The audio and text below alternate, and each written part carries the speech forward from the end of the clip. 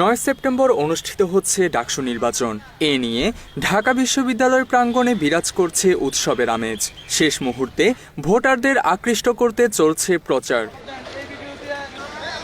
এবারের ডাকসু নির্বাচনে বেশ কিছু প্যানেল অংশ নিলেও সবচেয়ে বেশি আলোচনায় রয়েছে ছাত্রদল ও ছাত্র শিবির সমর্থিত প্যানেল।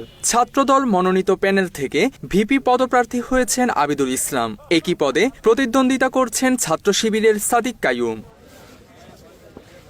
কে হবেন ভিপি তা নিয়ে চলছে ব্যাপক আলোচনা। তবে যেই জিতুক না কেন লড়াই যে হাড্ডাহাড্ডি হবে এমনটাই মনে করছেন শিক্ষার্থীরা।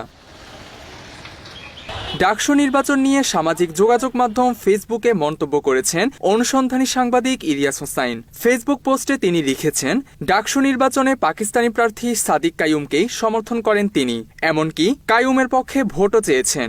এই ক্ষেত্রে কিছু যুক্তিও তুলে ধরেছেন। তার মতে সাদিক এবং আবিদ দুজনই তার পছন্দের প্রার্থী। তবে গত কয়েকদিন ধরে ছাত্রদলের বিভিন্ন নেতা যেভাবে শিবির প্রার্থীকে পাকিস্তানি রাজাকার বানানোর চেষ্টা করছে তা মূলত আওয়ামী লীগের বয়ান প্রতিষ্ঠারই চেষ্টা। ইলিয়াস আরও লিখেছেন, ১৯৭১ সালে ভারত পাকিস্তান যুদ্ধে পাকিস্তান দুই ভাগে বিভক্ত হওয়ার পুরো ফল ভোগ করেছে আওয়ামী লীগ এবং ভারত। স্বাধীনতার পর পাকিস্তানি টেক দিয়ে ভারত প্রতিপক্ষকে ঘায়েল করে বারবার আওয়ামী লীগকে ক্ষমতায় বসিয়েছে।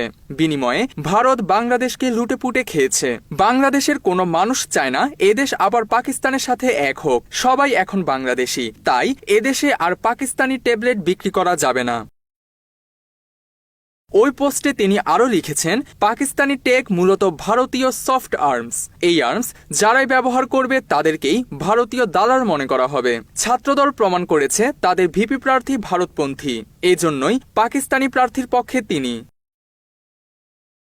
পোস্টের শেষ অংশে এই সাংবাদিক লিখেছেন, আসন্ন সংসদ নির্বাচনে বিএনপি ভারত পাকিস্তানের নামে দেশকে দুই ভাগে বিভক্ত করতে চাইলে তিনি পাকিস্তানের পক্ষেই থাকবেন। বিরোধিতা করার অনেক জিনিস আছে, তবে আওয়ামী অস্ত্র ব্যবহার করলে তারা ২-৩ জনই ধ্বংস নামিয়ে দেওয়ার জন্য যথেষ্ট।